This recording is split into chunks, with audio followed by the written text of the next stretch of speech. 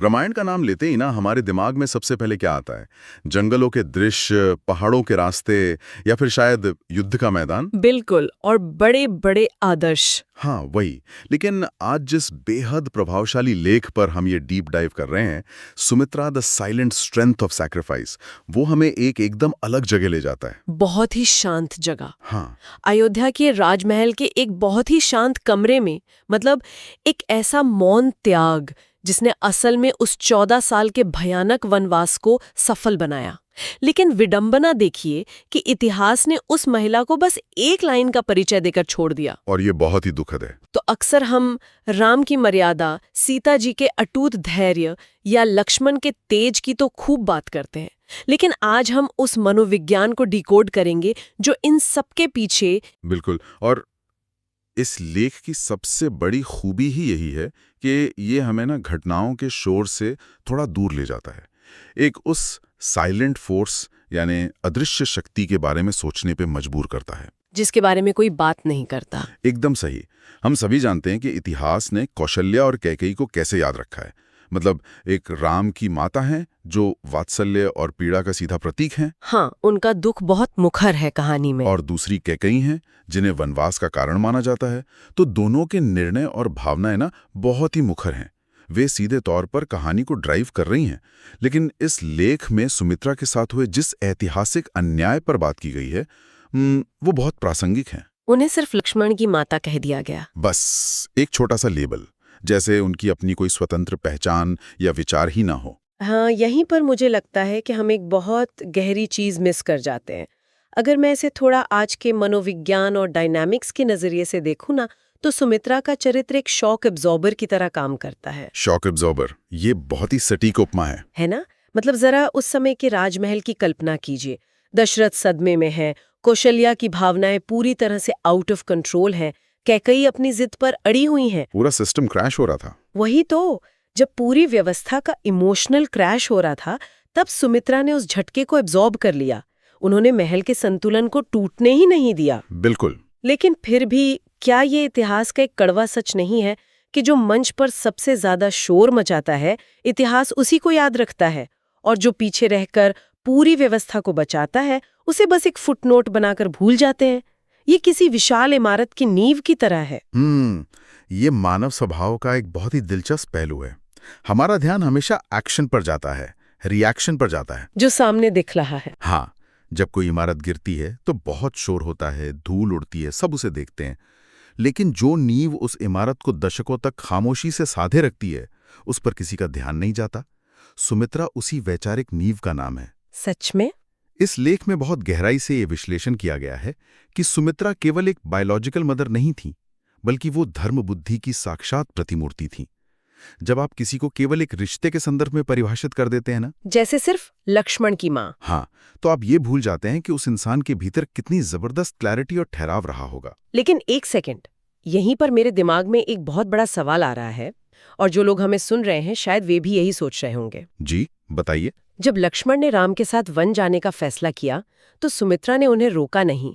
लेख इसे उनके महान त्याग के रूप में दिखाता है।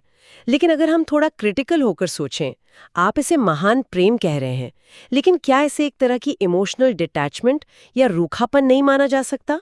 ये एक बहुत ही स्वाभाविक सवाल है। मतलब एक माँ का सबसे पहला और नैसर्गिक स्वभाव तो अपने बच्चे को सुरक्षित रखना होता है ना, सर्वाइवल इंस्टिंक्ट।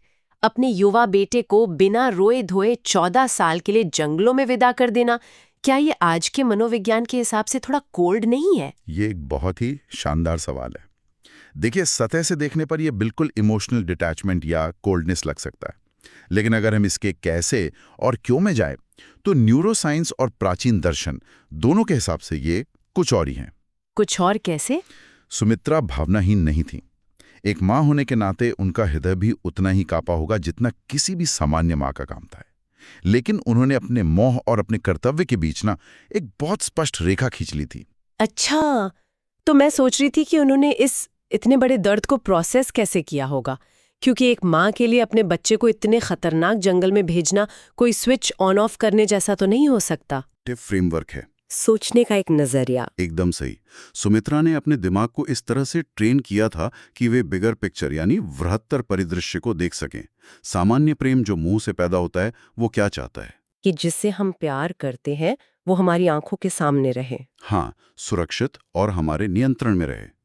कैकेयी का भरत के लिए जो प्रेम था वो मोह था। वो भरत को राजा बनाना चाहती थी, कीमत चाहे कुछ भी हो। कौशल्या का राम के लिए प्रेम वात्सल्य से भरा था, जो वियोग नहीं सह पा रहा था। समझ रही हूँ। लेकिन सुमित्रा का प्रेम इन दोनों से ऊपर उठ चुका था। उन्होंने ये समझ लिया था कि लक्ष्मण का जीवन केवल राजमहल के सुख भोगने के लिए नहीं है, बल्कि एक उच्चतर सत्य के लिए है, एक हायर पर्पस। बिल्कुल। जब कोई इंसान अपने व्यक्तिगत दुख को एक बहुत बड़े कॉस्मिक पर्पस से जोड़ लेता है ना, तो उसका दर्द खत्म नहीं होता, बल्कि उस दर्द का अर्थ बदल जाता है। अरे वाह! इसे कोल्डनेस नहीं कहेंगे, बल्कि चरम स्तर का इमोशनल रेजिलियंस कहेंगे। ये बहुत ही गहरी बात कही आपने कि दर्द खत्म नहीं होता, दर्द का अर्थ बदल जाता है। इसका मतलब ये है कि उन्होंने लक्ष्मण के सर्वाइवल से ज्यादा उनके कैरेक्टर और उनके पर्पस को अहमियत दी। एकदम सही। और ये जो हायर पर्पस के लिए खुद को तैयार करना है, ये असल में प्रैक्टिकल स्तर पर कैसे हुआ? क्योंकि सिर्फ अपने मन में सोच लेना काफी नहीं है ना। हाँ, उसे एक्शन में लाना पड़ता है। लेख में उस विदाई के क्षण का बहुत ही शक्तिशाली तरीके से जिक्र किया गया है। विदाई के वक्त उन्होंने लक्ष्मण से सिर्फ रोक कर विदा नहीं ली, बल्कि उन्हें एक ऐसा श्लोक दिया जिससे लक्ष्मण की पूरी साइकोलॉजी को ही रिवायर कर दिया। वो श्लोक रामायण के सबसे शक्तिशाली सूत्रों में से एक है। सुमित्रा कहती हैं, रामम दशरथम विद्धि मां विद्धि जनकात्मजाम अयोध्याम मटविम विद्धि गच्छतात यथा सुखम। हाँ, इसका अर्थ बहुत ही स्पष्ट है कि राम में ही अपने पिता दशरथ को देखना, सीता में मेरी तरह अपनी माता को देखना और उस घने भयानक वन को ही अयोध्या मानकर जाना। बिल्कुल। लेकिन पता है, जब मैं इसे पढ़ रही थी तो मुझे लगा कि ये सिर्फ एक आशीर्वाद नहीं है। अगर हम इसे आज के संदर्भ में देखें तो ये तो अल्टीमेट एंटी हेलीकॉप्टर पेरेंटिंग का उदाहरण है। एंटी हेलीकॉप्टर पेरेंटिंग, ये काफी दिलचस्प टर्म है। इसे थोड़ा और समझाएंगी? हाँ, मतलब देखिए ना, आजकल हेलीकॉप्टर पेरेंटिंग का बहुत चलन है। माता पिता बच्चों के सिर पर मंडराते रहते हैं, हर छोटी बात पर। हाँ, वे बच्चे के रास्ते का हर कांटा खुद हटाना चाहते हैं, उनकी हर मुश्किल खुद हल करना चाहते हैं ताकि बच्चा कभी परेशानी न हो। लेकिन सुमित्रा क्या कर रही हैं? वो उन्हें मुश्किलों के लिए तैयार कर रही हैं। बिल्कुल, वे लक्ष्मण की साइकोलॉजिकल डिपेंडेंसी को पूरी तरह से काट रही हैं।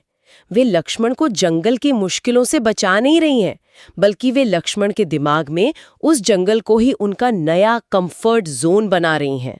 क्या बात है! वे कह रही हैं कि पीछे मुड़कर मेरी तरफ मत देखना, मैंने तुम्हारा मानसिक अयोध्या वहीं वन में स्थापित कर दिया है। ये विश्लेषण बिल्कुल सटीक है। सुमित्रा लक्ष्मण का ना मानसिक और आध्यात्मिक रीप्रोग्रामिंग कर रही थी। जरा सोचिए, वनवास कोई पिकनिक तो था नहीं। 14 साल बहुत होते हैं। बहुत लंबा समय होता है। जंगल की भयानक कठिनाइयां, राक्षसों का भय, मौसम की मार, नींद की कमी, इन सब के बीच किसी भी इंसान का मनोबल कुछ ही महीनों में टूट सकता है। हाँ, इंसान पागल हो सकता है। तो फिर लक्ष्मण 14 वर्षों तक बिना विचलित हुए, बिना थके, बिना किसी स्वार्थ के राम और सीता की सेवा कैसे कर पाए? ये केवल उनकी शारीरिक शक्ति का परिणाम नहीं था। फिर क्या था? ये सुमित्रा की दी हुई वो मेंटल कोडिंग थी जिसने लक्ष्मण को एक सुपर सोल्जर या एक निस्वार्थ सेवक में बदल दिया था। सुमित्रा ने उनके मन से त्याग का अहंकार ही खत्म कर दिया। अहंकार कैसे? मतलब जब राम पिता हैं, सीता माता हैं और वन अयोध्या है, तो फिर वनवास कैसा? तुमने तो अपना घर ही नहीं छोड़ा, तो त्याग कैसा? ओह, ये तो मेरे लिए एक प्रॉपर आहा मोमेंट है।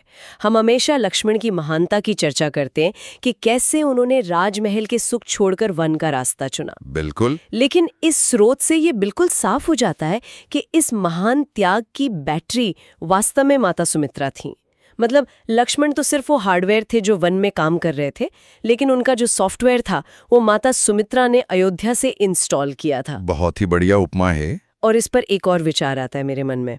जरा सोचिए, अगर उस दिन सुमित्रा एक साधारण माँ की तरह रिएक्ट करती, अगर वो फूट फूट कर रोने लगती, अगर भी लक्ष्मण के पैर पकड़ लेती और कहती कि मैं तुम्हें नहीं जाने दूंगी, तो लक्ष्मण के सामने कैसा धर्म संकट खड़ा हो जाता? तब तो लक्ष्मण पूरी तरह से एक मॉरल पैरालिसिस का शिकार हो जाते। कुछ समझ ही नहीं पाते कि क्या करें। हाँ, एक तरफ उनके भाई के प्रति उनका भ्रातृधर्म था और दूसरी तरफ अपनी माँ के प्रति उनका मातृधर्म। अगर सुमित्रा उन्हें रोकती तो लक्ष्मण शायद वन जा ही नहीं पाते। और अगर जाते भी तो शायद बहुत अपराध बोध के साथ जाते। बिल्कुल, गिल्ट से भरे हुए जाते। वे अपना 100% वनवास को नहीं दे पाते। सुमित्रा ने रोककर या उन्हें रोककर लक्ष्मण को इस नैतिक दुविधा में नहीं डाला। उन्होंने उन्हें पूरी तरह आजाद कर दिया। हाँ, उन्होंने लक्ष्मण के फैसले को अपना पूरा समर्थन दिया और उन्हें मानसिक रूप से मुक्त कर दिया। उन्होंने लक्ष्मण को गिल्ट के भार से मुक्त करके कर्तव्य के मार्ग पर भेजा। और यही बात ना सुमित्रा के चरित्र को इतना आधुनिक और आज के लिए प्रासंगिक बनाती है। अब इस पूरी घटना को, जो हजारों साल पुरानी है, आज के युग में रखकर देखते हैं। बिल्कुल देखना चाहिए, क्योंकि हम किसी लेख का डीप डाइव सिर्फ ऐतिहासिक तथ्यों को रटने के लिए तो नहीं करते ना। सुनने वालों के मन में शायद ये विचार आ रहा होगा कि इसका हमारी आज की जिंदगी से, आज की भागदौड़ से क्या लेना देना है। लेना देना है, बहुत गहरा लेना देना है। हाँ, आज के रिश्तों में, चाहे वो माता पिता और बच्चों का रिश्ता हो या पति पत्नी का, सबसे बड़ी समस्या यही है कि हम प्रेम को ओनरशिप समझ बैठते हैं, एक तरह का अधिकार। वही, हमें लगता है कि जिससे हम प्यार करते हैं उस पर हमारा पूरा कंट्रोल होना चाहिए, वो इंसान हमारी इच्छा के अनुसार ही काम करे। लेकिन सुमित्रा का मातृत्व हमें बताता है कि सच्चा प्रेम कभी जंजीरें नहीं पहनाता। सही कहा, सच्चा प्रेम दिशा देता है, वो अधिकार नहीं जताता। हाँ, सुमित्रा का प्रेम इस बात का प्रतीक है कि आप किसी से इतना गहरा प्यार कर सकते हैं कि आप उसे एक बहुत बड़े उद्देश्य के लिए जाने देते हैं, भले ही उसमें आपका अपना व्यक्तिगत नुकसान हो रहा हो। आज के समय में जब हम हर रिश्ते को मैंने तुम्हारे लिए क्या किया और तुमने मेरे लिए क्या किया के तराजू पर तौलते हैं ना, जो कि बहुत आम है आज। बिल्कुल, वहां सुमित्रा का चरित्र हमें बिना शर्त के कंडीशनलेस प्रेम की ताकत दिखाता है। उन्होंने लक्ष्मण को सिर्फ इसलिए जन्म नहीं दिया था कि वे बुढ़ापे में उनकी सेवा करें। उन्होंने उन्हें एक बड़े काम के लिए तैयार किया था। हाँ, ताकि वे धर्म की सेवा कर सकें। ये एक बहुत ही सशक्त करने वाला, मतलब एम्पावरिंग विचार है। जब आप किसी को हर संघर्ष से बचाते हैं, जैसा कि हमने वो हेलीकॉप्टर पेरेंटिंग में बात की थी, तो आप वास्तव में उसे कमजोर कर रहे होते हैं। आप उसे दुनिया का सामना करने लायक ही नहीं छोड़ते। बिल्कुल। सुमित्रा ने लक्ष्मण को संघर्ष से नहीं बचाया, बल्कि उन्हें उस संघर्ष का डट कर सामना करने का सही माइंडसेट दिया। उन्होंने लक्ष्मण को एंटी फ्रेजाइल बनाया। Anti fragile? हाँ, मतलब ऐसा इंसान जो दबाव और मुश्किलों में टूटता नहीं है, बल्कि और भी मजबूत होकर उभरता है। और यही कारण है कि उनका ये मौन त्याग इतना महान है। उन्होंने किसी दिखावे के बिना किसी अपेक्षा के ये सब कुछ किया। और मैं कहूँगा कि यही इस पूरे स्रोत का सबसे केंद्रीय संदेश भी है।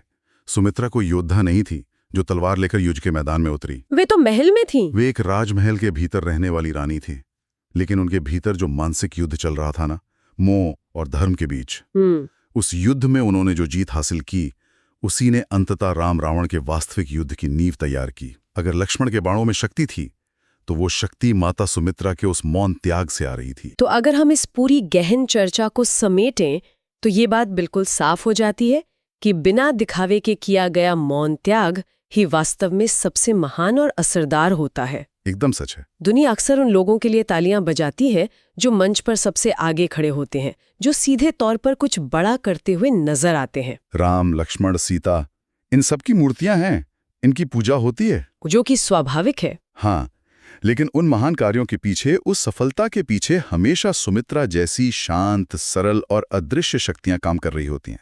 वे कभी श्रेय नहीं मांगती, वे कभी शिकायत नहीं करती कि इतिहास ने उन्हें भुला दिया। लेकिन उनके बिना कोई भी महान काम, कोई भी महाकाव्य पूरा हो ही नहीं सकता। बिल्कुल नहीं। और इस लेख का ये पूरा विश्लेषण हमें केवल एक प्राचीन चरित्र के बारे में नहीं बताता, बल्कि ये हमें एक बहुत ही महत्वपूर्ण दिशा में सोचने के लिए प्रेरित करता है। वो क्या? यह हमें बताता है कि हर ऐतिहासिक घटना, हर महान कार्य और यहाँ तक कि हमारी अपनी सफलताओं के पीछे भी ऐसी ही मौन शक्तियां होती हैं। तो इस चर्चा के बाद जो सबसे बड़ा विचार हमारे सामने आता है वो ये है कि चाहे इतिहास के विशाल पन्ने हो या हमारा अपना रोजमर्रा का व्यक्तिगत जीवन, हमारा अपना करियर, ऐसी कौन सी मौन शक्तियां या अदृश्य लोग हैं जिनके बिना किसी दिखावे वाले त्याग और निरंतर समर्थन पर हमारी आज की सफलता टिकी हुई है। ये तो बहुत ही गहरा सवाल है। हाँ, क्या हमने कभी रुककर उन सुमित्राओं को पहचानने की कोशिश की है जो हमारी जिंदगी की नींव सांधे हुए हैं, लेकिन शायद हम अपनी व्यस्तता और शोर शराबे में उन्हें कभी वो श्रेय नहीं देते जिसके वे वास्तव में हकदार हैं?